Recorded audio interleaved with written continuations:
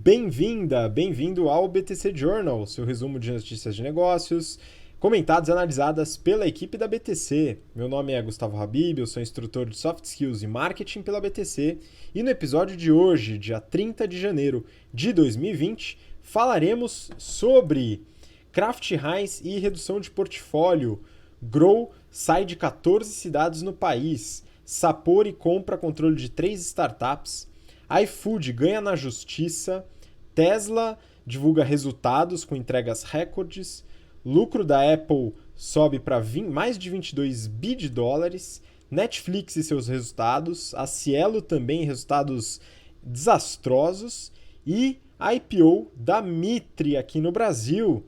E para me acompanhar nessa aventura aqui de hoje, tô com o Renato Aracaki, instrutor de finanças corporativas, valuation e estratégia. Fala, Renato, como é que você tá? Fala aí, Gustavo. Fala, pessoal, tudo bem? Ó, começamos a temporada das divulgações de resultados. Então, só nessa última semana aí, várias empresas divulgaram resultados. Foi até difícil escolher as empresas para a gente fazer esse journal, porque tinha muita notícia. Então, se prepare aí que o episódio está muito bom. E semana que vem a gente ainda tem aí um backlog gigantesco aí de empresas para a gente analisar. Queria mandar um abraço aí para a turma de férias do GBP. A galera tá muito sangue nos olhos, viu? Eu tenho que confessar que eu tinha dúvida se o pessoal ia aguentar bem o ritmo. Aí são 18 dias seguidos só falando sobre business, mas o pessoal é excelente, todo mundo sangue nos olhos. E, inclusive, teve gente que ainda fez o nosso curso de modelagem à noite. Então, o pessoal das 9 da manhã até as 4 da tarde, e aí das 6:30 da tarde até 22h30, né? Então, pessoal com um ritmo absurdamente alto. Parabéns a todos aí. Já estamos no meio aí das disciplinas de finanças corporativas e valuation e estratégia. Então, a galera já, né, bem engajada. Parabéns a todos. A gente ainda tem algumas vagas remanescentes nas turmas de sábado do GBP e nas turmas de terça e quinta na USP. Então, caso vocês ainda atrasados não se inscreveram para as turmas que vão começar agora em fevereiro, entre no nosso site www.btcompany.com.br/GBP. General Finance Program também, nosso curso especializado ali em mercado financeiro. Os cursos vão começar um pouquinho mais para frente, ali em torno de março, abril, mas, né, inscrições abertas, mesmo site /GFP. E agora a gente abriu uma turma especial também de modelagem em março, a pedidos. A demanda foi muito grande agora para a turma de janeiro, então a gente abriu turma de semana em março. Entre no nosso site também, mesmo site /EBP, Excel Plus Business Program. E vamos que hoje tem notícia para caramba, senão não vai dar tempo. Bora! Pois é, Renato, tem muita coisa hoje, né? Alguns resultados a gente vai passar um pouquinho mais rápido. Só um lembrete rápido, você que está acompanhando a gente pelo BTCcast ou pelo YouTube, siga o nosso Instagram, @instabtcompany. A gente fez um sorteio recentemente dos cursos EBP, né, de modelagem, e foi um sucesso, né? Vamos lá, a gente faz sorteios de livros de vez em quando, fora conteúdo exclusivo. Acompanhe. Bom, vamos começar. Tem muita coisa, como o Renato comentou, né? A primeira notícia eu peguei do Valor Econômico. O título é o seguinte: CEO da Kraft Heinz busca um portfólio mais enxuto para acelerar inovação. A empresa vem lutando para gerar interesse em marcas criadas há décadas. Renato, a Kraft Heinz, a gente já comentou bastante aqui no BTC Journal no ano passado, né, passou por diversas dificuldades, desde ter que refazer a entrega de um resultado trimestral até todos os resultados aí, as dificuldades relacionadas muito ao ponto que a gente comentou de marcas próprias, né? O que você tem a dizer aí da Kraft Heinz nesse processo de redução de portfólio? Bom, obviamente a gente vai esperar também sair os resultados fechados do ano para a Kraft. Como você mesmo falou, e a gente já acompanhou aqui, ela passou um calor aí desgraçado, tanto em termos de resultado quanto até em escândalos fiscais, etc., né? Que o pessoal teve que refazer lá os resultados de uns anos lá, enfim. É aquele negócio. Quem já é espectador aí, ouvinte do BTC Journal já sabe. Toda empresa que vai fazer otimização de portfólio é porque está passando por dificuldade. Então, a competição está muito difícil nos setores, marcas próprias, etc. A Kraft está tentando se reestruturar, E, obviamente, simplificar seu portfólio, apostar nas marcas mais promissoras, é, focar esforços no desenvolvimento e na parte comercial é fundamental de todas as empresas. Então, quando ela gera muito caixa, ela começa aí a desenvolver, né, aquele negócio de inovação, produtos, etc. Só que na hora que a coisa aperta, aí você vai pro, né, business as usual. Vai lá, pega os produtos que têm mais rentabilidade e concentra os esforços. Acho ótimo. Vamos ver aí como ele vai conduzir esse processo. Não é um processo fácil, porque a Kraft Heinz está gigantesca, mas eu acho que é o caminho certo aí para conseguir melhorar os resultados da companhia. Vamos ver. Pois é, Renato, quem passou por um processo muito interessante de redução de portfólio alguns anos atrás, que a gente até trabalha em aula, foi a P&G, né? Foi um processo bem sucedido, né, nesse ponto de vista. E tem diversos outros casos que a gente também coloca em aula, mas a questão das marcas próprias eu acho que é muito importante para você que está ouvindo a gente ou assistindo, acompanhar no detalhe, porque esse movimento ele é global e tem muita relevância no resultado das empresas. Então a gente já falou sobre isso avaliando a própria Kraft Heinz no passado, dá uma olhada no histórico que vale a pena acompanhar. Bom, vamos para a próxima, Renato. A gente vai passar rapidinho no começo, porque realmente tem bastante coisa para falar. Essa notícia é do Valor Econômico e o título é o seguinte: Grow reduz operação e sai de 14 cidades. Companhia surgiu há um ano com a fusão da Green e Yellow e um aporte de 150 milhões de dólares. Né, o que a notícia diz, Renato, é que a Grow sai de 14 cidades e vai ficar apenas em São Paulo, Rio de Janeiro e Curitiba. E agora a redução não é de portfólio, a redução é de cabeça mesmo que eles fizeram.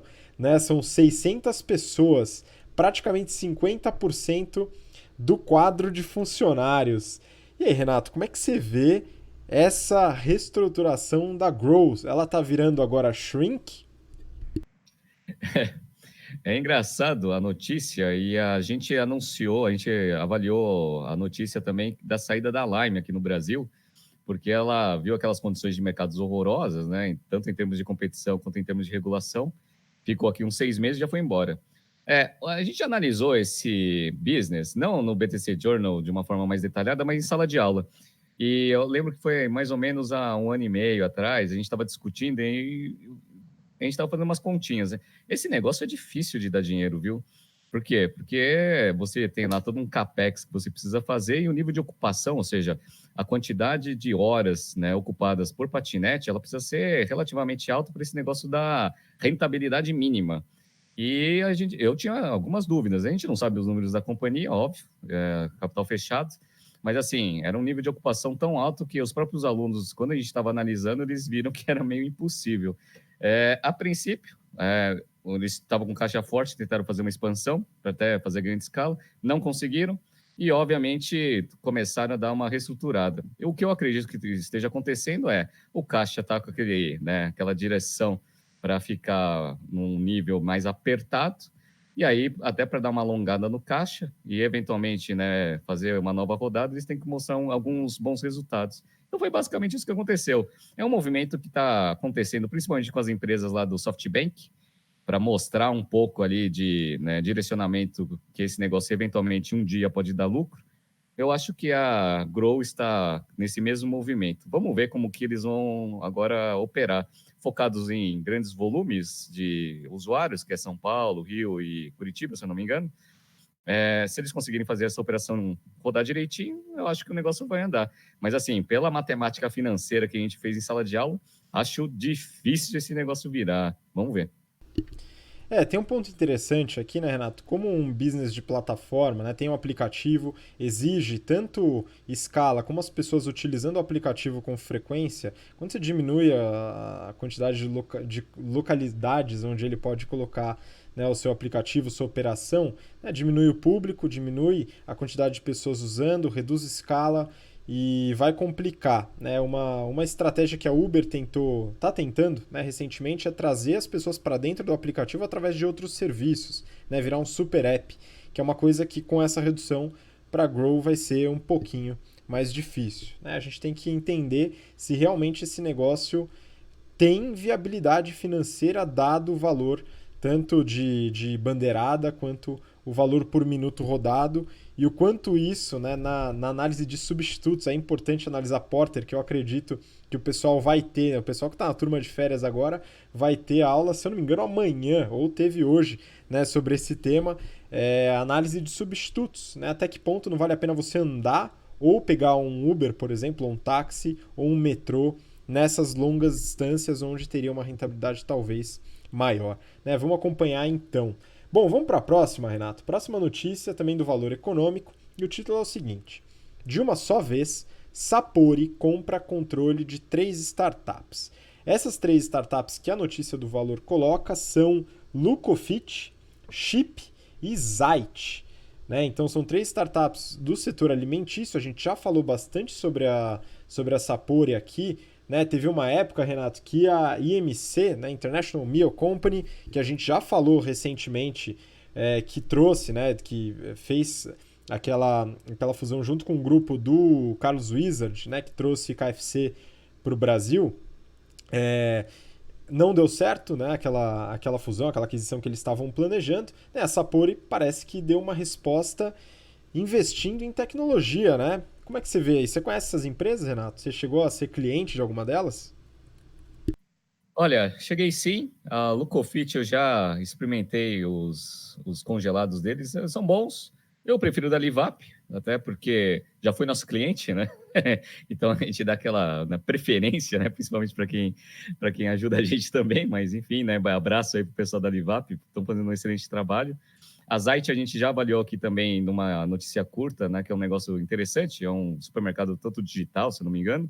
Enfim, a Sapori, ela tentou lá no final de 18 fazer uma fusão com a MC, teve uma briga desgraçada, principalmente na parte de negociação, então a princípio as duas empresas queriam, só que ficou muito ali em xeque quem seria o controlador final, quem teria mais votos, etc.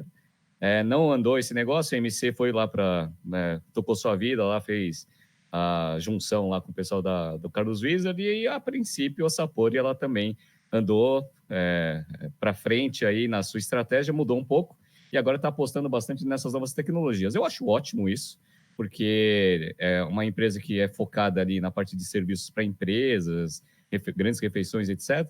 Ela, nessas aquisições, ela está entrando no mercado de food tech, que é um mercado que vem sendo bem divulgado e está bastante aquecido em termos de investimento de venture capital. E também, né, de cara, aí, junto com tudo isso, eles ainda conseguem aí fazer uma mini estratégia de diversificação e verticalização, porque agora eles têm lá um mini mercado e começam a fazer entrega direta para o consumidor final. Vamos ver agora, né, se dentro da estrutura que a empresa fez, eles conseguem absorver bem aí o know-how e os skills aí desse novo segmento de food tech, para conseguir melhorar ainda mais a sua operação, que já é grande. Eles têm grandes clientes, tem Casas Bahia, Magazine Luiza, a gente tinha visto ali no site, tem até o Citibank, né, como cliente, né, acho interessante isso. Então é uma empresa grande, vamos ver, né, agora crescendo via aquisições, fazendo aí, né, um pezinho aí na parte de tecnologia.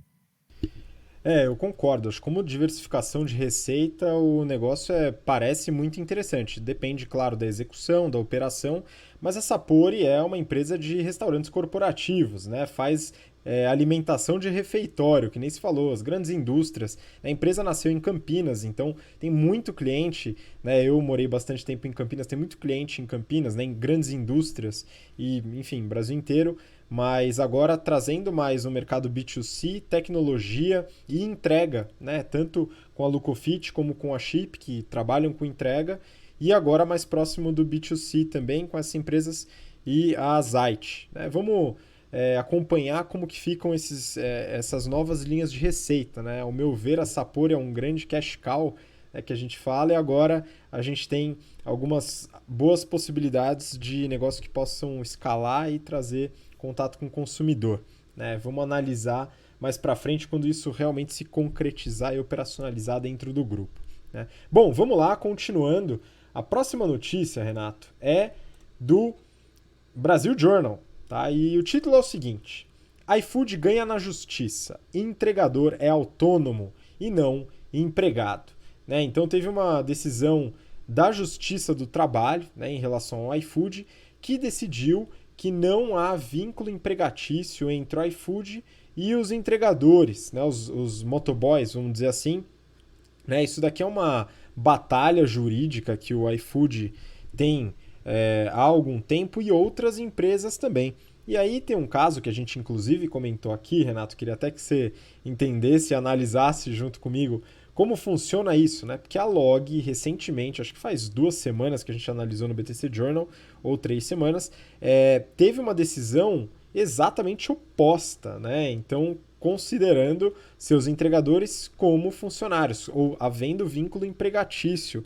E aí, como é que a gente lida, como é que o empreendedor, como é que o iFood ou a Log lidam com essas decisões opostas, hein?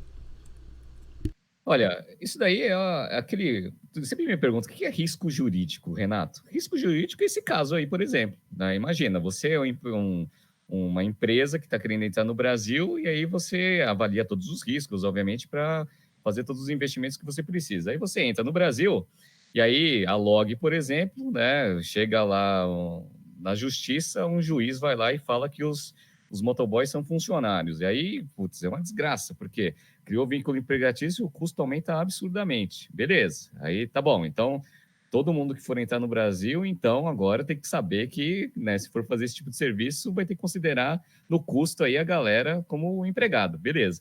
Aí o iFood vai lá, né, tem o mesmo problema, igualzinho, e aí outro juiz dá uma decisão totalmente ao contrário. Pô, o risco jurídico, infelizmente, ele está inerente aí, né, no risco de todo o negócio. Só que aqui no Brasil, esse negócio é gigante. Obviamente, a gente está falando aqui de 2 empresas brasileiras e fala do Brasil, mas recentemente a gente falou também que lá na Califórnia, o Uber recebeu uma decisão também que lá eles têm que considerar os motoristas como funcionários. Então, assim, esse problema regulatório, esse é um problema que toda startup bem inovadora, que vai fazer principalmente esses business de plataforma, precisam ter na mente aí que eles vão ter que gastar, além de validar modelo de negócio, tentar ver um modelo que faça o negócio ser sustentável financeiramente no médio e longo prazo, etc. Ainda tem que fazer uma provisão gigantesca ali de advogado. Por quê? Porque é impossível. Você vai gastar muito caixa, né, tentando fazer o negócio crescer, e aí desvia toda a atenção e o caixa da empresa para essas questões jurídicas. Esse é o caso clássico de risco jurídico. É uma piada, né? Pois é, Renato, esse ponto que você falou é muito importante, porque além do risco jurídico e das decisões exatamente opostas que a gente acaba tendo, tem a provisão de despesa administrativa relacionada a advogados que as empresas têm que ter, né? Por causa desse tipo de diferença de interpretativa, jurisprudência, vamos dizer assim, é muito complicado, né? A Uber gastou muito dinheiro desde a sua concepção até hoje com advogados para poder lidar com essa situação em diversos países. Agora na Califórnia e aqui no Brasil, Log e iFood também, né? Custos altíssimos de advogados para poder lidar com essa situação. Então é importante, né? Na minha visão, independente da opinião sobre ter ou não vínculo empregatício, né? Eu acho que o importante é ter uma decisão sobre esse tema, né? Independente de qual for a decisão. Não, sem dúvida, porque aí pelo menos você já coloca na conta e você já sabe o que você vai ter pela frente. A gente acabou de falar da Grow. Lembra que ano passado a gente também falou da Grow, quando teve uma decisão aqui da Prefeitura de São Paulo, onde esses negócios aí de patinete, bicicleta, eles só seriam viáveis ou só teriam lá autorização se fosse disponibilizado capacete para a galera, né? Porra, meu, caceta, será que não dava para pensar nisso antes, conversar, etc. Tanto é que a decisão foi revogada, né? Então ainda está lá em discussão. E aí esse também é um risco aí para a nossa empresa que a gente acabou de avaliar, a Grow. Então assim, putz, inovar no Brasil, né, não é fácil. E eu, sou solidário a todos os empreendedores aí que se ferram aí com essas questões que estão completamente fora aí das questões mais importantes, que é a validação do modelo de negócio. Não estou falando que regulação não é importante. Obviamente, a gente até ensina em estratégia que regulação é uma coisa fundamental ali dentro da concepção da estratégia. Mas, assim, essas questões que envolvem iFood, Log e que aconteceu lá com a Grow, nossa, eu acho brincadeira de mau gosto. Pois é um problema, né? Porque a gente trabalha muito análise para tomada de decisão, né? E esse tipo de comportamento completamente discrepante entre decisões em um lugar, decisões em outro, de uma instância, de outra, dá a impressão, não que isso aconteça, né, mas às vezes dá a impressão para o público que algumas decisões são retiradas do traseiro, né? Enfim, vamos continuar para a próxima notícia, né? Agora mudando um pouquinho o assunto, a gente vai para o valor econômico, já abordando agora, Renato, os resultados, né? A batelada de resultados que saíram no começo do ano. Esse é do valor econômico e o título é o seguinte: Tesla registra lucro no quarto trimestre com entregas recordes. O lucro líquido somou 105 milhões de dólares nos últimos 3 meses de 2019. No acumulado do ano, a Tesla apresentou um prejuízo de 862 milhões de dólares. Renato, a gente sempre, vira e mexe, a gente fala da Tesla, né? Tem muita notícia, é uma empresa que muitas alunas comentam, pedem para a gente avaliar, né? E ela passou por algumas dificuldades, algumas mudanças recentes e agora saiu o consolidado do ano. E aí, como é que você enxergou esse resultado, hein? Olha, essa notícia foi interessante e eu discuti isso com os alunos da turma de férias, porque olhando os financials da Tesla, e todo mundo que acompanha já há algum tempo aqui o BTC Journal sabe que eu não acho que a Tesla seja um negócio tão fantástico assim como o pessoal vem falando, né? Eu consigo pegar os financials aqui e justificar o porquê a ação deveria cair. Interessante isso, né? Só que uma coisa que aconteceu, um fenômeno, que também para mim está muito estranho esse fenômeno, é que de dezembro para cá a ação deu uma chicotada desgraçada. O valor de mercado da Tesla passou ali de 100 bi. Tá? Atualmente, aqui eu estou até pegando aqui na tela, está 104 bi.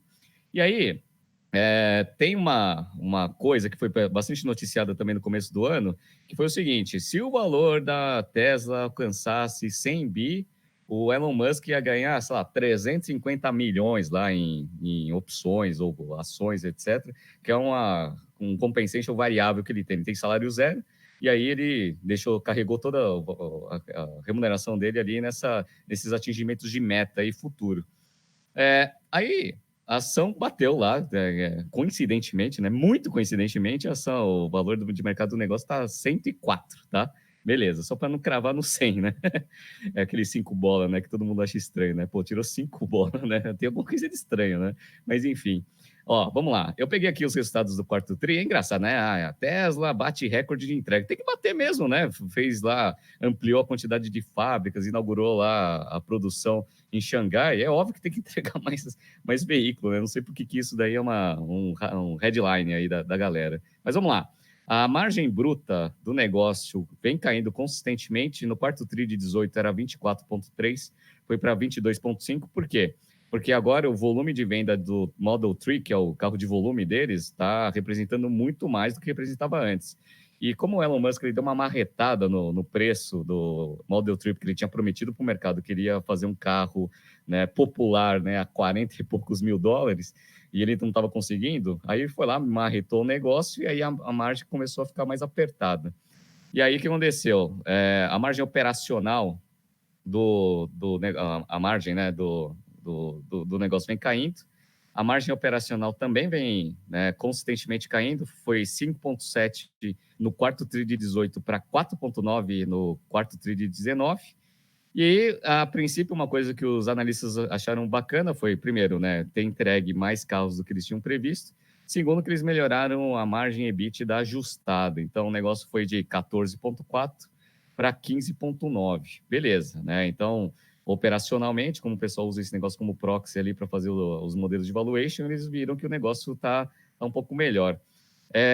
Uma coisa que eu não consigo, né, entender muito bem ainda da Tesla é o seguinte: eles têm ali, né, fizeram vários investimentos, então eles inauguraram lá uma loja, né, uma fábrica em Xangai.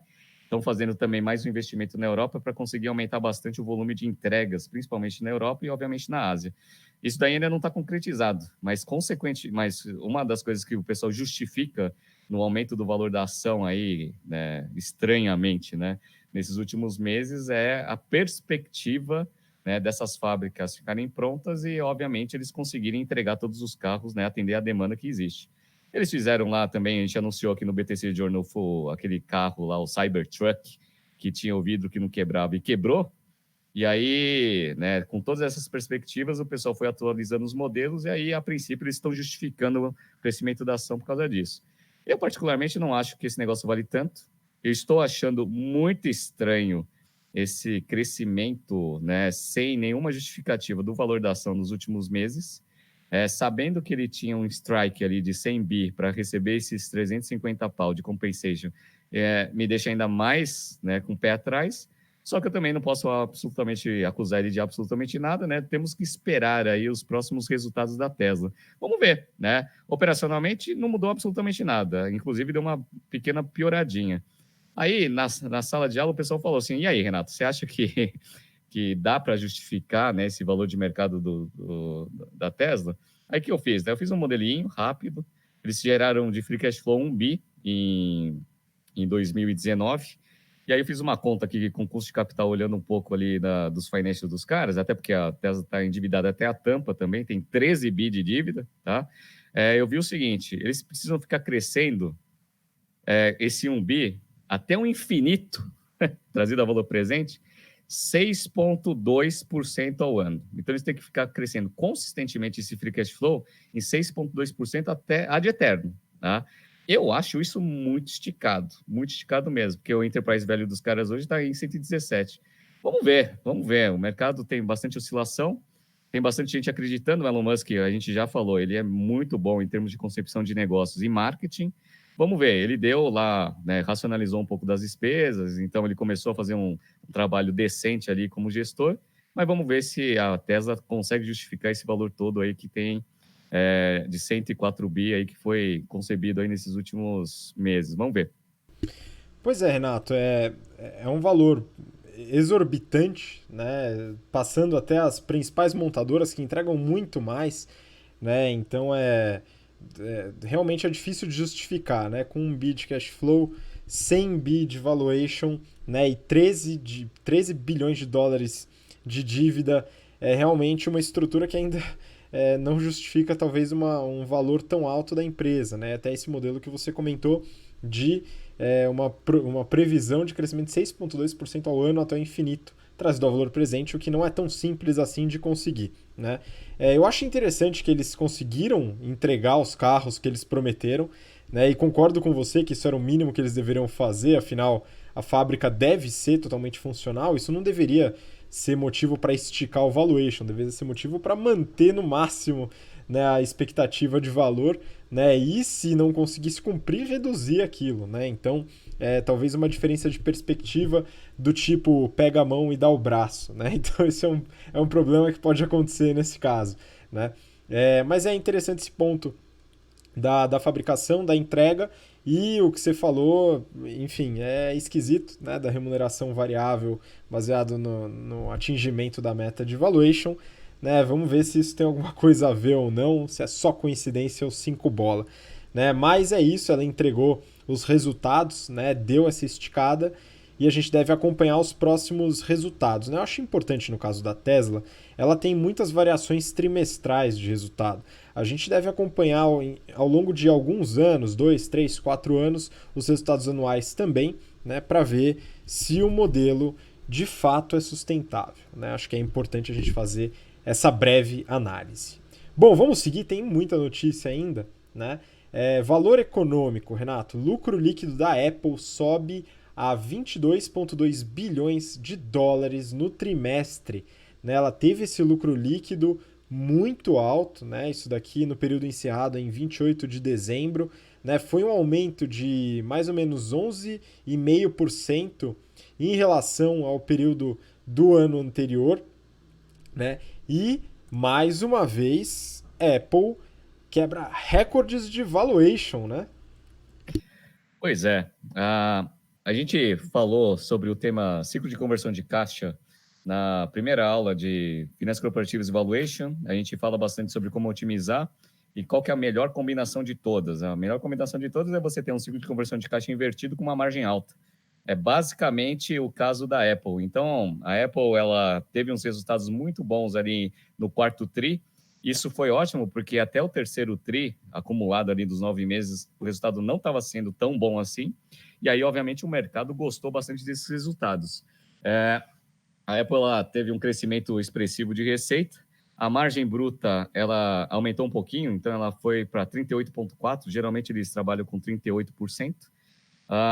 O lucro operacional cresceu 0,1 ponto percentual, então foi para 27,8, era 27,7. E uma coisa que eu acho impressionante, né, é a margem líquida dos caras, né, 24,2 contra 23,7 no mesmo período do ano anterior. Então, assim, a Apple, ela tem, né, as vendas, estão com as vendas fortes. A única ressalva que eu faço, e é que é a coisa que a gente analisa nas nossas aulas, é que eu não gosto muito da estrutura de portfólio deles. Eu vi aqui, ó, no quarto tri, 61% da receita deles está concentrada em iPhones. E aumentou essa dependência do iPhone. No mesmo trimestre, né, no quarto tri de 18, o iPhone representava 57%, então aumentou a representatividade. O que caiu, né? Então, o Mac se manteve estável, o iPad também, os wearables aumentaram um pouquinho, e a parte de serviços, ela deu uma melhorada boa também. Então, eles estão nessa estratégia de plataforma, business de plataforma e estratégia de hub, principalmente ali focando no Apple TV, em toda a parte de serviços que eles estão fazendo. A princípio, essa estratégia está funcionando, está crescendo a passos lentos, mas está evoluindo. E como eles, né, têm uma operação bem desenhada, eu dei uma olhada aqui, eu fiz mais ou menos uma expectativa do ciclo de conversão de caixa dos caras. Eles tinham menos 50 dias de ciclo de conversão de caixa lá em 18.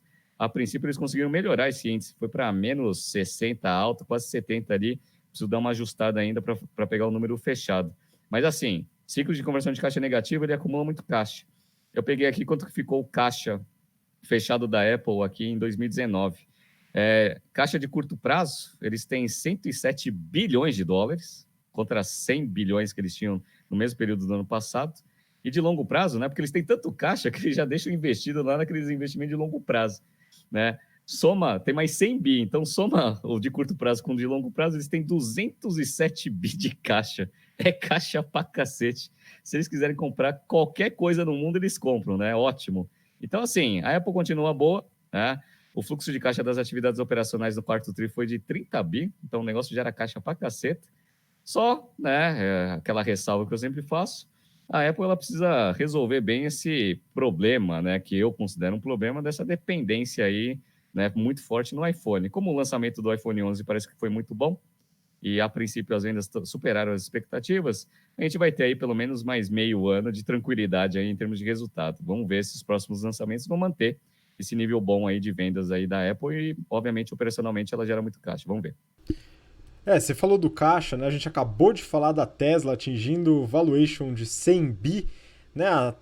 A Apple só com o caixa, né? A conta corrente, eles vão lá e compram a Tesla, né? Então é impressionante a quantidade de caixa acumulado. Esse ponto que você comentou do portfólio, Renato, só para complementar, eu acredito, né? Eu concordo com você que ele é um problema, talvez um problema do ponto de vista de diversificação de portfólio, né? A gente está muito concentrado, no caso da Apple, em venda de iPhones. Eles estão buscando diversificar, que a gente já falou, na estratégia de hub, quando fala da Apple TV, né? Então, toda a parte, e claro, os outros produtos, né? Mas eu vejo mais como um problema possível de longo prazo, não de curto prazo, né? Muita gente na aula acaba perguntando: você acredita que a Xiaomi, por exemplo, é um grande problema para a Apple? Eu imagino que não, tá? Porque do ponto de vista da minha análise, né, na minha visão, os pontos de diferenciação no caso do iPhone, né, toda a parte de status, de diferenciação como um todo do produto da Apple, ele facilita essa venda, né, essa vantagem em relação à Xiaomi, sendo que ambos têm pontos de paridade, né? Vamos dizer assim, a qualidade do produto, durabilidade, tudo isso é semelhante, mas há pontos de diferenciação subjetivos no caso da Apple que colaboram, dando um pouquinho de respiração, né? Mas você ia complementar, acredito, em relação ao caixa? Sim, não, é porque assim, sempre me perguntam assim, Renato, por que é um problema, né, ter 60% concentrado no iPhone? Você ter 60% de receita concentrada num produto só, tem um risco operacional, né? Então, se eventualmente eles lançarem um iPhone 12, por exemplo, e der o mesmo problema que deu lá no S8, se eu não me engano, da Samsung, que a bateria explodia, pode ter certeza que a ação da Apple vai cair que nem um foguete. Por quê? Porque se der um problema no produto carro-chefe, obviamente a ação cai. A gente não vai abordar aqui no BTC Journal, nessa edição do BTC Journal, mas também saiu o resultado da Boeing. A Boeing teve um prejuízo de 1 bi. Aí por que teve um prejuízo de 1 bi? E por que a ação caiu que nem um foguete também? Agora até já estabilizou num patamar bem baixo. Por quê? Porque o 737 MAX lá, que era o carro-chefe dos caras, deu pau. E aí o que aconteceu? Caiu pra cacete. Só que o 737 ele nem era tão representativo assim em termos de receita, né? Na magnitude que é o iPhone. Então imagina que deu um problema. Uma coisa que tranquiliza bastante os investidores, obviamente, é que a competência técnica do time da Apple é fantástica. Então, toda vez que eles lançam um produto, o produto não dá problema, tem uma segurança ferrada, tanto é que eles até começaram a divulgar isso, né, como um atributo do iPhone, né? Se você quer privacidade, etc., você pega produtos da Apple e não do Google, né, que usa o Android, né? Basicamente foi isso que ele quis dizer. Então, obviamente, né, depende muito da competência dos caras. Os caras são competentes, então isso dá uma tranquilidade. Só para você ver, né, qual que é o reflexo de todos esses resultados bons aí no market cap do negócio. Lembra que a gente estava falando assim, o Google vai chegar num tri, né? Chegou, hoje ele está cravado ali em um tri. Aí tem a Microsoft, que também está acima de um tri, e a Apple também. Só que a Apple, meu amiguinho, já está vendo esse um tri num retrovisor. O valor de mercado dela hoje é 1,4 tri de dólares, meu. Cara, esse negócio é um fenômeno de market cap, né? Muito alto o valor. Vamos ver agora, né, se a Apple continua fazendo um bom trabalho e sustenta esse alto market cap. Pois é importante fazer essa ponderação que você colocou do risco operacional de concentração de portfólio. Né? No caso da Apple, eu acho difícil ocorrer alguma coisa, mas sempre que está concentrado em um produto só, né, ou muito concentrado, corre-se esse risco. Então é importante ponderar, né, tantos pontos de diferenciação, o risco operacional e o resultado financeiro de cada item do portfólio. Né? E falando aí já sobre o GBP, né, a gente faz, em alguns casos, em uma aula, a gente trabalha muito a parte de portfólio, faz diversos frameworks relacionados a portfólio e um case em problem solving que também trabalha bastante esse ponto. Né? Isso aqui é fundamental na estratégia da empresa e a gente deve estar sempre atento. Bom, vamos seguir, Renato. Tem mais empresa para a gente falar. A próxima é uma que a gente também gosta bastante. Né? Eu peguei uma notícia da CNBC e o título é o seguinte: Netflix paint a happy face on growing threat of US competition. Né? Então, pinta aí uma cara feliz, né, na competição nos Estados Unidos, né, nessa ameaça de competição nos Estados Unidos. Basicamente aqui a notícia, só para fazer o highlight, que a gente deu uma olhada nos resultados da Netflix, né? A gente já avaliou os resultados da Netflix no final de 2019, acho que foi os resultados do terceiro tri de 2019, e a Netflix tem algumas características que eu acho que vale a pena você voltar a dar um highlight aí, Renato. É uma empresa lucrativa, né? Mas nem por isso é uma empresa que está bem operacionalizada, né? Pois é. Então, vamos fazer jogo rápido aqui só para atualizar os resultados, porque recentemente a gente já falou do Netflix. Aliás, Netflix a gente já fala bastante em sala de aula, aqui no BTC Journal. É aquele negócio que eu falo. Eu adoro o serviço, eu acho fantástico. Ele está sofrendo uma competição muito forte de grandes players, então a Disney Plus, a Disney entrando com a sua plataforma Disney Plus, a Apple entrando com a Apple TV Plus, a Amazon, que já tem o Amazon Prime também fazendo bastante conteúdo, e algumas outras empresas também trabalhando com isso, AT&T, etc., né, nas suas plataformas. Enfim, competição é dureza, né? Todos os competidores gigantescos, né? A gente já acabou de ver o caixa aí da Apple, né? 200 bi aí que eles podem queimar se eles quiserem ganhar market share. Mas vamos lá, a Netflix ela vem aumentando bastante a sua receita, a gente analisa isso bastante, então eles fecharam 2019 com 20 bi de receita, então isso foi ótimo, né? Um crescimento expressivo em relação aos 15 bi que eles tiveram em 2018.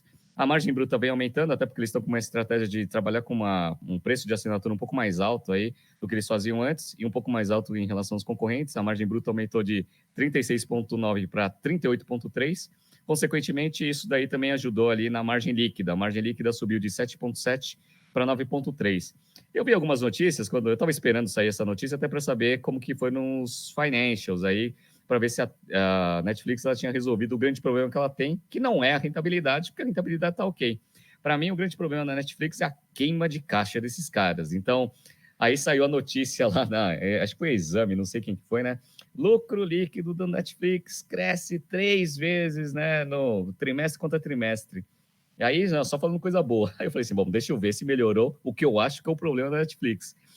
Vamos lá, fluxo de caixa. Fluxo de caixa das atividades operacionais.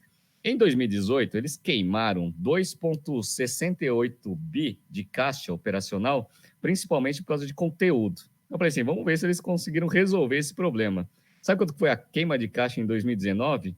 2,89, ou seja, aumentaram a queima de caixa operacional do negócio em 2019. Por quê? Por causa de conteúdo. Porque eles estão com essa estratégia de diferenciação, que para mim a estratégia faz sentido, né? Conteúdos exclusivos, etc. Só que para sustentar essa estratégia, eles têm que queimar quase 3 bi de caixa por ano.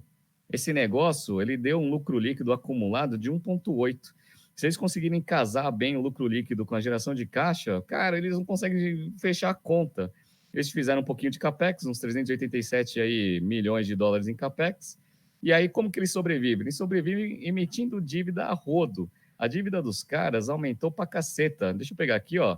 A dívida deles atualmente está em quase 15 bi de dólares. Tá? Com uma receita de 20 bi, né? Daqui a pouco, né, a dívida deles vai alcançar o quanto que eles geram de receita. Toda vez que eles emitem dívida, eles estão emitindo mais caro. Cara, não tem como sustentar esse negócio. Eles estão com caixa hoje de 5 bi, com esse 3 bi aí de queima de caixa anualmente. Cara, vai durar 1 ano e meio esse negócio. Então, assim, cara, vamos ver. Eu aposto que a Netflix não vai conseguir sobreviver de forma independente. Vai ter uma operaçãozinha de M&A aí mais cedo ou mais tarde. Então, Renato, eu acho também bastante preocupante essa dívida exacerbada, quase 15 bi de dívida é um número muito, muito alto, né? A gente até lembra mais ou menos, era bem novo ali na época da bolha da internet, 99, 2000, com a maioria das empresas que tinham aberto capital recentemente naquela época, queimando muito caixa, né? E aí deu a bolha, um monte de empresa quebrou, né? Esse número ele é exorbitante. E aí é interessante que alguns alunos acabam perguntando: poxa, como é que a empresa consegue ser rentável, ter um lucro positivo e queimar tanto caixa? Né? E aí é um ponto que você comentou do conteúdo. Né? Então toda essa parte de produção de conteúdo, manutenção de conteúdo, ela acaba não entrando no resultado operacional, no DRE da empresa. Né? Entra direto na parte de ativos, e a parte de ativos acaba influenciando caixa, né? Para produzir esse conteúdo. Eles gastam muito dinheiro. A série The Witcher que eles estão fazendo gasta muita grana. The Crown que eles fizeram gasta muito dinheiro, né? Então realmente é muito complicado. E é necessário fazer conteúdo? É necessário porque a competição bate na porta e esse é um diferencial deles. Né? Assim como a gente falou do ponto de diferenciação em relação à Apple das características do iPhone, um ponto de diferenciação que a Netflix deve manter para poder ser competitiva são as séries próprias, né? As produções próprias, tem filmes também. Né? Então esse é um ponto interessante e realmente, recentemente, a gente falou aqui como notícia, eles emitiram cerca de 2 bi de junk bonds, né? Então são títulos de dívida lixo, né? Então é aquela dívida cara, ruim de pagar e é isso que está fazendo com que eles sobrevivam. A gente fala até quando vai esse pagamento, essa emissão de dívidas e pessoas interessadas em absorver essas dívidas, né? Talvez o caminho seja a emissão de debentures para os próprios usuários, viu, Renato? Que não vão querer ficar órfãos das produções da Netflix, viu?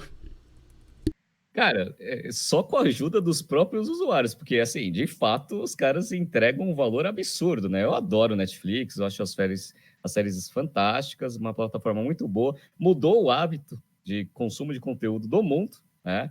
Quebrou o Blockbuster, então o negócio realmente é muito bom. Só que ele não tem um modelo de negócio sustentável em termos de resultado financeiro. Lembra que eu falei que eles fecharam caixa em 5 bi? Eles têm 5 bi de caixa. Sabe quanto que eles emitiram de junk bond aí que você falou em 2019? Foi 4 bi e meio. Ou seja, dos 5 bi que eles têm em caixa, 4,5 foi a emissão que eles fizeram de dívida no próprio ano. Então é um negócio que depende muito, né, de capital de terceiros. Então agora vai ter que emitir mais um pouquinho aí em 2020. Quem que vai comprar esse negócio? Com a dívida quase chegando na receita do negócio, né? Só os usuários viciados mesmo, né? Não vai ter outro jeito. Pois é, né? Quem sabe tem ainda muito usuário que vai querer bancar, né? Aí vamos entender quais estratégias eles vão seguir, né? Eles já fizeram uma estratégia de precificação que aparentemente deu certo, aumentou a receita, aumentou a margem bruta, mas foi longe de suficiente na sustentabilidade de caixa, né? De geração de caixa. Então tá queimando muito caixa ainda.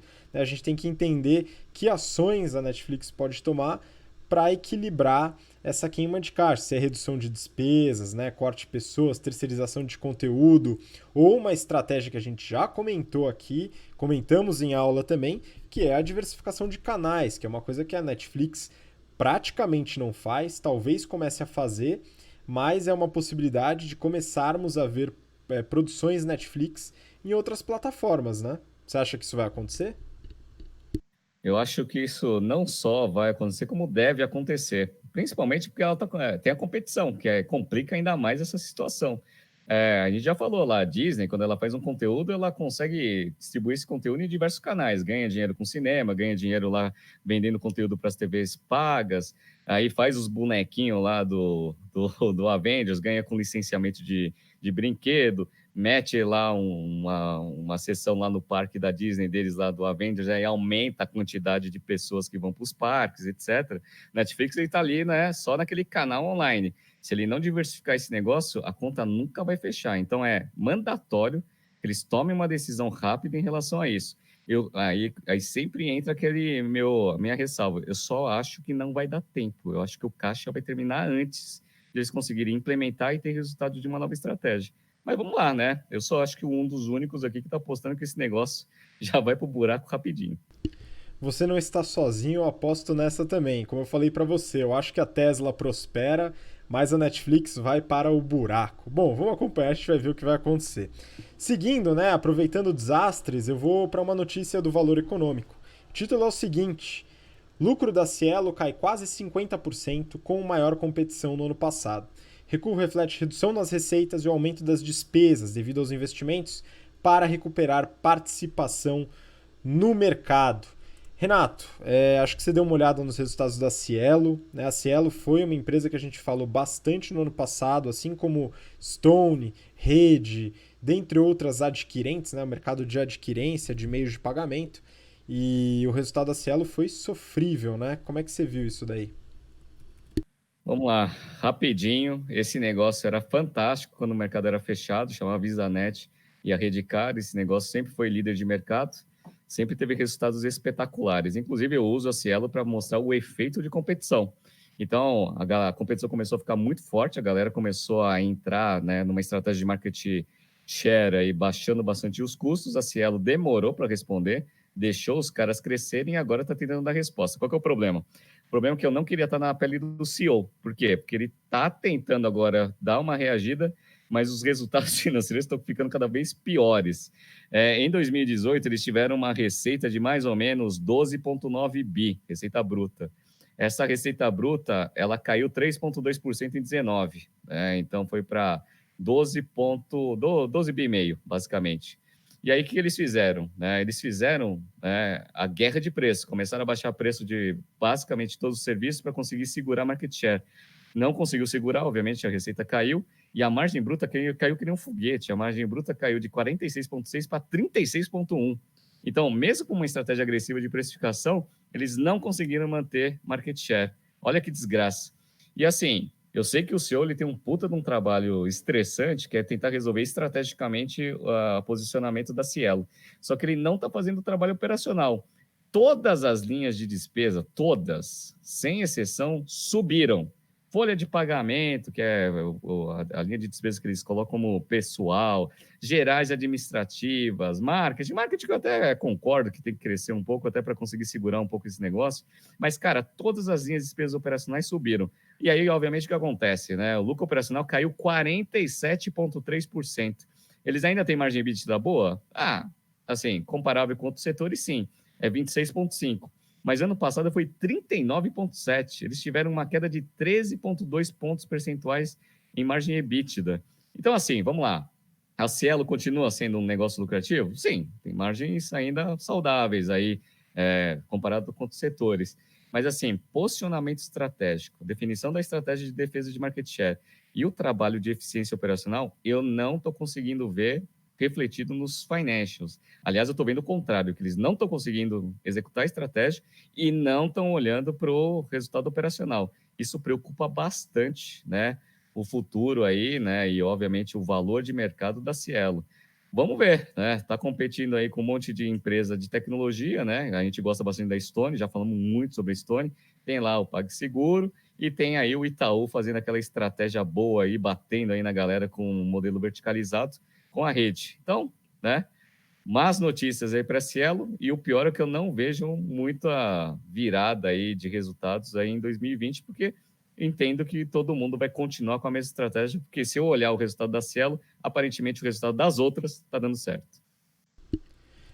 Renato, a gente tem que analisar o resultado das outras empresas também, né? Vamos esperar sair, a gente vai trazer para o BTC Journal, né? Mas no caso da Cielo, eu concordo plenamente com você, né? Continua uma empresa rentável, uma empresa com bons resultados operacionais, mas mudou de patamar, né? Eu lembrei do Pão de Açúcar, né? O Pão de Açúcar começou, né, bem cedo como uma padaria, né? E aí cresceu, virou o Pão de Açúcar. E a Cielo tá no caminho inverso, né? Era uma gigante, era o Pão de Açúcar e agora tá virando uma padaria muito bem gerida, mas uma padaria, né? Então mudou de patamar, é uma empresa que tinha um valuation, não lembro se você tem um valuation na época em que a Cielo tava alto, né? Se era 4, 5 bi, você tem o valor dela? Olha, eu não tenho, mas depois eu pego. Mas assim, sempre foi uma empresa onde o valuation foi sempre esticado, mas né, sempre lastreado em altas margens. Então, aí, ó, em 2018 a competição já foi pesada para eles, né? E aí eles fizeram EBITDA margem de EBITDA de 39, quase 40% de margem de EBITDA. Então, mesmo com uma competição difícil em 2018, a margem de EBITDA caiu para caramba e foi para 40%. Então, sempre foi um negócio que a margem operacional justificava o valor do negócio. Agora, o que acontece? Né? Se a margem cai, consequentemente, o valor de mercado também vai cair. Ah, sim, não, era o lucro líquido que eu tava pensando, no patamar ali de 4, 5 bi, hoje tá em torno de 1 bi, né? Então, mudou o patamar da empresa, né? Vamos acompanhar, esse mercado ele é muito, muito competitivo, né? A gente falou da guerra das maquininhas de forma exaustiva no ano passado, né? A gente vai continuar acompanhando. Beleza? Renato, vamos para a última notícia do BTC Journal. A última notícia eu peguei de um site chamado moneytimes.com.br. Eu só peguei o site porque foi a primeira página que me apareceu no Google falando sobre o IPO da Mitre, né? Então, sei lá se esse site é recomendável ou não conheço. Depois vou dar uma olhada para ver se é um bom site. Mas enfim, o título é o seguinte: a IPO da Mitre, pule fora, recomendam 3 analistas. Né? E dos 3 analistas que eles colocam aqui, Renato, eles falam de analistas mais populares aí, né? Empresas que estão populares no mundo da internet, das pessoas físicas, investidores pessoas físicas, né? Como, por exemplo, a Empíricos, a Capital Research e a Nord Research, né? Onde elas indicam que não é um bom IPO para investidores entrarem, né? E dado isso, eu fiquei curioso para dar uma olhada no prospecto da Mitre, né? A gente gosta muito de ver os prospectos que trazem informações bem relevantes aí para as empresas, mas você deve lembrar que a gente analisou recentemente algumas empresas do mercado de incorporação e construção, né? Sim, lembro bastante. Inclusive, o mercado de capitais ficou um pouco aquecido aí, porque a galera conseguiu fazer bons follow-ons, ou seja, reforçaram bastante o caixa, porque existe aquela perspectiva de crescimento aí desse segmento, principalmente por causa de melhora no cenário macroeconômico e juros muito baixos, ou seja, investir em imóveis, a princípio, começou a ser um negócio rentável. A gente viu grande crescimento dos fundos imobiliários, então, consequentemente, as empresas conseguiram também captar um pouco desse apetite aí dos investidores. A Mitre, obviamente, vem na rabeira dos outros, né? Então, vamos ver aí se o IPO sai ou não. Você deu uma lida no prospecto, né? Você acha que é um bom negócio? Bom, cara, eu não vou entrar, mas aparentemente é um bom negócio pelo que eu vi no prospecto, né? Bom, eu não li o prospecto inteiro, é bom que isso fique claro, e eu acredito que esses analistas também não leram, afinal são 728 páginas. Dentro do prospecto tem o estatuto social, o contrato, um monte de coisa da empresa, todo o balanço auditado, no caso o Ernst Young auditou o balanço dessa empresa, né? Você tem que virar o PDF de lado para ler o balanço e eu acho que eles não fizeram isso e eu também não fiz. Então eu fui atrás de algumas informações que eu queria compartilhar aqui contigo e com o pessoal que acompanha o BTC Cast. Né? Mas só fazendo uma breve introdução, né? A Mitre, né, do mercado de incorporação e construção, atua só na cidade de São Paulo, com imóveis de classe média e classe média alta. Né? Então é bem restrito, nichado. É um negócio familiar, começou nos anos 70, nos anos 60 com a família Mitre, Jorge Mitre, Fabrício Mitre, né, e sua família, e começou a adquirir terrenos, né, e fazer a incorporação e a construção. Né? Eles têm duas linhas de produtos bem definidas, que é legal que eles definem lá no prospecto. A linha Raízes, que é a linha que trabalha a classe média, né, muito presente na zona leste de São Paulo, apartamentos aí que variam de 6.500 a 9.000 metros quadrados, tá? E eles venderam bastante, né? Tiveram aí 871 unidades construídas e venderam 750. E tem a linha House, que eles chamam, né? House Mitre, que é a linha de classe média alta, mais presente na região dos Pinheiros, Zona Oeste, Zona Sul também, com metros aí de 10 a 15 mil reais o metro quadrado, bem esticado aí, né? Parece o valuation da Tesla, mas o mercado em São Paulo tá bem esticado nesse sentido. Né? Eles produziram nessa linha 1.039 apartamentos, unidades, né? E venderam quase 900. Né? Eles têm um land bank, né? Um banco de terrenos, avaliado em 4,6 bi de reais. Né? Então um banco aí bastante interessante. E para que o IPO? Né? Eles estão fazendo oferta, contrataram Itaú BBA como coordenador, tem o Bradesco BBI e BTG Pactual também acompanhando a oferta. E o recurso, né? Todo prospecto tem que indicar qual é o destino do recurso. Eles estimam aí 720 milhões de recurso líquido para utilizar. A expectativa deles, né, positiva aí, é de conseguir 1 bi nessa oferta. Né? Mas desses 720 milhões, 64% a ideia é ir para compra de terrenos, pensando no longo prazo, e 36% para custos de construção e despesas gerais. Né? Aí, Renato, outro dia você fez uma análise, eu não lembro qual empresa que você avaliou o prospecto, dos custos para poder lançar o IPO, né? E aí eu vi lá no prospecto esses custos. Olha só, de comissão para banco, 32 milhões de reais. Ó, Itaú BBA, os analistas, pessoal do IB, vai torcendo, porque isso daqui, essas comissões também tem algumas condicionais, né? Então, também é baseado em resultado uma parte delas, né? Registro na CVM, 600 mil reais. Registro na B3, 300 mil reais. E a gente está falando de uma empresa, né, que vai ficar aí com valor de mercado, a expectativa é entre 1,5 e 1,7 bi. Né? Não é uma empresa gigantesca, não é uma Petrobras. Né? Então olha só os valores exorbitantes. De advogado, Renato, 3 milhões de reais para oferta, né, para elaborar e ler o prospecto. Olha só que beleza. Né? E de publicidade, 2,5 milhões. Total de custo para IPO, 44 milhões de reais. É grana, hein? Cara, é grana, principalmente quando a gente pega esse valor todo e compara com a receita que a empresa teve, né? Então, assim, comparativamente com outras incorporadoras que a gente viu, a Mitra é muito menor do que elas. Então, pega a receita desses caras e compara com esses 40 milhões aí que eles estão gastando só para abertura de capital. Pois é, Renato, essa analogia eu não tinha pensado, mas olha só que interessante. Né? Em 2018 eles faturaram 150 milhões de reais. Né? Então, um terço do faturamento de 2018 vai ser para pagar o IPO. Olha só que beleza. Né? Mas então, falando aí dos financials da Mitre, eu peguei também algumas empresas razoavelmente comparáveis, que são maiores mesmo. A Mitre ela tem um tamanho um pouco menor, mas eu peguei a Trisul, que a gente ainda não avaliou aqui, e a Ezetec, que a gente já falou no BTC Journal. Né? Mas vamos lá. Peguei 9 meses da Mitre de 2019 e também o anual de 2018 para comparar com as outras. Né? Nos 9 meses, a Mitre teve receita líquida, receita operacional líquida, aí já desconta. Né? Tem a receita bruta, tira os distratos, né? Os cancelamentos e tem a receita líquida. 189 milhões. O ano inteiro de 2018 foi 150 milhões. Né? Comparando a Trisul, teve uma receita em 2018 de 576 e a Exetec 390 milhões. Né? Margem bruta da Mitre, 34,6%, né? Mais ou menos a mesma de 2018. A Trisul tem uma margem bruta de 28,6% e a Exetec também de 36%. Também não, um pouquinho mais alta do que a da Mitre. Né? Lucro líquido nos 9 meses foi de 27 milhões, 14% de margem líquida. Tinha sido bem menor em 2018, tinha sido 10,6% de margem, era 16 milhões de lucro. Né? Então, realmente, aí, comparando com o lucro, o custo do IPO, né, ele já sobe aí ao infinito. Né? Então dá mais de 3 vezes o lucro, né, de 2018.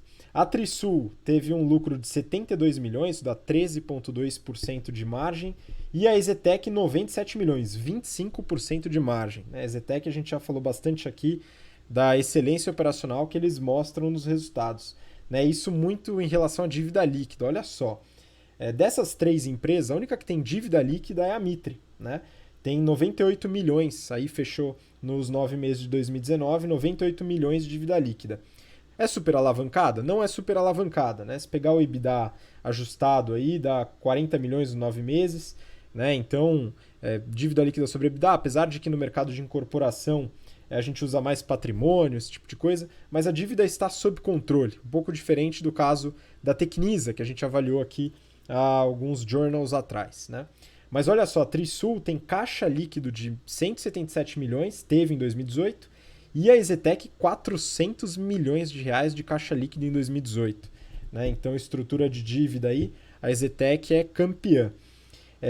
E de ROE, né? Então eu peguei Return on Equity, que é o lucro sobre o patrimônio líquido, que é um dado aí que a Mitre coloca na primeira linha do prospecto, que eles são a empresa com maior ROE, ROE, do mercado de incorporação e construção. E de fato são. O ROE deles nos 9 meses de 2019 fechou em 53%. Né? Ó, da Trisul em 2018 foi 11,3% e da Exetec 3,7%. Né? Aí você fala, pô, então vale muito a pena. Mas calma lá, né? O patrimônio líquido da Mitre é 60 milhões. Né? Então, se pensar de novo no custo do IPO, né, você precisa se desfazer de praticamente todo o patrimônio líquido para pagar a abertura de capital da empresa. Né? E metade do patrimônio líquido vai para os bancos, né, nas comissões. Né? Então, assim, e esse patrimônio é interessante, né, Renato? Porque a partir do momento que tem a oferta, o patrimônio vai aumentar. Né? Então, esse valor ele já desce, mas é um valor interessante. Né? A empresa ela é uma empresa rentável, é uma empresa operacionalmente interessante, né? Com um tamanho menor do que as comparáveis que eu trouxe aqui, né? Mas eu não acho de uma empresa a se fugir no investimento. Né? Obviamente, a gente não faz nenhum tipo de recomendação de investimento e as análises aqui nem servem para isso, né? Mais para entender a administração, a gestão do negócio como um todo. Né? Mas é uma empresa com resultado interessante e que está buscando mais capital com motivos de longo prazo. Né? A única preocupação que eu fico é que no prospecto indica que eles pretendem se desfazer aí de metade da empresa na abertura de capital. Né? Então o free float vai ser bastante alto. Né? Então é basicamente isso. O que você acha da Mitre aí, Renato? Você vai investir ou não? Olha, quem ouve o BTC Journal sabe que eu não gosto muito do setor, então com certeza eu não vou entrar nessa abertura de capital, não porque eu acho a Mitre ruim, etc, né? Mas é porque eu não gosto desse setor mesmo. Já comprei a ação da Cirela, já lá no passado longínquo, lá já me ferrei, nunca mais entro nessa desgraça de segmento. Mas a gente vê algumas empresas muito bem geridas, a gente já falou aqui de várias, né? A MRV e outras aí que a gente já analisou aqui também. Eu acho o seguinte, o IPO, a gente analisou aí, destrinchou bem no detalhe, né, os custos, etc. Então é importante, né, você saber que não é para empresa pequena abrir capital, né, os custos envolvidos são muito altos. E assim, tem muita gente achando que esse IPO não vai sair, principalmente porque o valuation, né, o pricing que eles estão querendo da empresa parece ser muito esticado. Vamos ver aí como que está andando esse roadshow. O mercado ele está meio comprador no segmento. Apesar de eu achar que um bi 700, um bi 500 aí de uma empresa para uma empresa que tem 60 milhões de patrimônio, eu acho bem alto, Mas vamos ver. Aparentemente ele é muito bem gerido.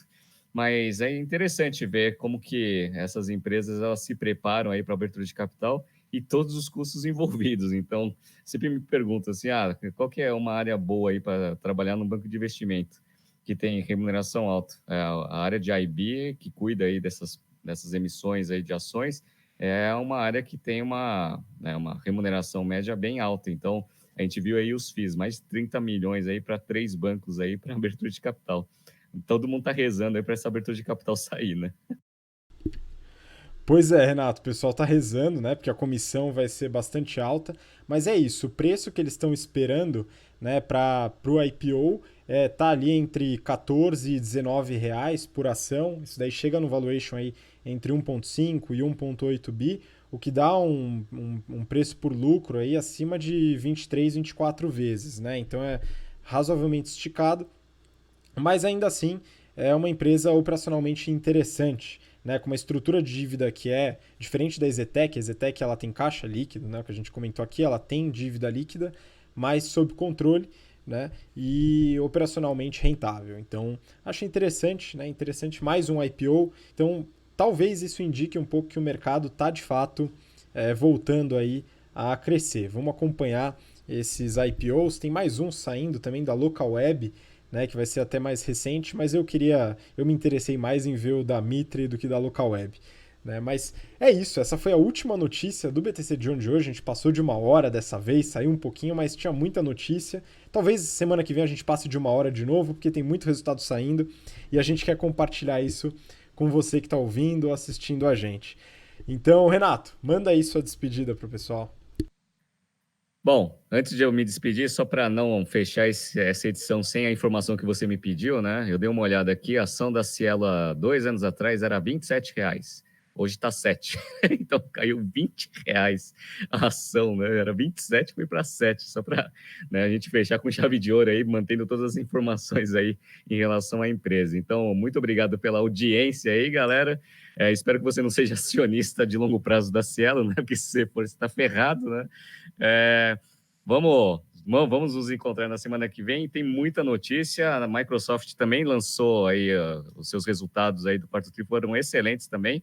E essa é uma empresa que eu gosto de destrinchar bem. Então, semana que vem a gente já pode falar aí do IPO da Local Web, empresa de tecnologia, Microsoft e mais uma cacetada de empresa que está divulgando. Então, não perca o episódio da próxima semana, beleza? Grande abraço aí. Tchau. Muito obrigado, Renato. Também estou ansioso pelos resultados, principalmente Uber, Slack, Pinterest, todas essas outras empresas que tiveram sua abertura de capital no ano passado. Quero ver o que rolou, vamos acompanhar no detalhe. Obrigado você que ouviu ou assistiu a gente até agora, pela paciência, pelo interesse. E nos vemos novamente na semana que vem, quinta-feira, encontro marcado no BTC Journal. Um grande abraço e até lá. Tchau, tchau.